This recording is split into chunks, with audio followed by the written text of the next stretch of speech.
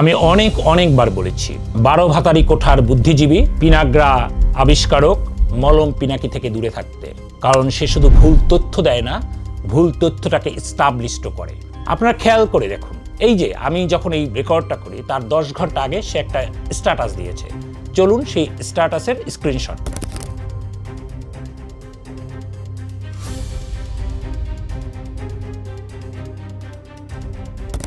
উনি সেই স্ক্রিনশটে জামাতের নেতাদেরকে বলেছেন, আপনারা একটি প্রশ্নের উত্তর দিতে পারেননি, সেটা হচ্ছে মহিলাদের কেন জাতীয় সংসদ সদস্য হিসাবে সরাসরি মনোনয়ন দেননি। তো উত্তরটা হচ্ছে এরকমের, আমরা শহীদ রাষ্ট্রপতি জিয়াউর রহমানকে ফলো করছি। শহীদ রাষ্ট্রপতি জিয়াউর রহমান 1979 সালের নির্বাচনে একজন মহিলা সংসদ সদস্যকে তিনি নমিনেশন দেননি। বিষয়টাকে আসলে সত্য? চলুন আমরা দেখি বাংলাদেশের প্রথম নির্বাচিত মহিলা সংসদ সদস্য কে। ওনার নাম হচ্ছে রাজিয়া ফয়েজ। উনি খুলনা 14 থেকে নির্বাচিত সংসদ সদস্য ছিলেন। বাংলাদেশের দ্বিতীয় জাতীয় সংসদ নির্বাচনে শহীদ রাষ্ট্রপতি জিয়ার মনোনয়ন নিয়ে উনি সরাসরি মানুষের ভোটে নির্বাচিত হয়ে জাতীয় সংসদে সদস্য হিসাবে আসেন এবং উনিই প্রথম মহিলা সংসদ সদস্য, যার সংসদীয় আসন ছিল 108। খুলনা 14, 1979 সাল জাতীয় সংসদে সরাসরি নির্বাচিত মহিলা সদস্য।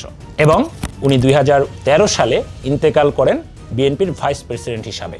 এখন দেখুন, এই যে আপনাদেরকে সবসময় বলি, এই ভদ্রলোক অনেক বেশি অপতথ্য দেন।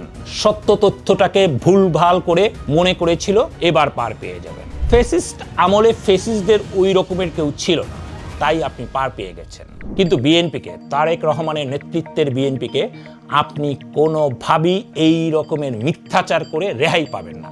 সেটা আমি যখন প্রথম ভিডিও করি তখনও আমি আপনাকে সাবধান করেছিলাম, এটা করে আপনি রেহাই পাবেন না। এবং আজও আপনি একটা মিথ্যাচার করলেন। আপনার প্রতিদিনের মিথ্যাচার ধরতে ধরতে আমরা ক্লান্ত হয়ে যাচ্ছি। এবার থামুন। আপনি যে 12 ভাতারি কোঠার বুদ্ধিজীবী, আপনি যে মলম বিক্রেতা একজন, সেটা বাংলাদেশের মানুষ আস্তে আস্তে না, ম্যাক্সিমাম মানুষই জেনে গেছে। আপনার এই অপতথ্য, মিথ্যা তথ্য বাংলাদেশের জাতীয়তাবাদী দলের গতিপথ আটকাতে পারবে না। প্রতিটা জায়গায় জাতীয়তাবাদী দলের সৈনিকরা খুব মারাত্মকভাবে পর্যবেক্ষণে রাখছে আপনাকে।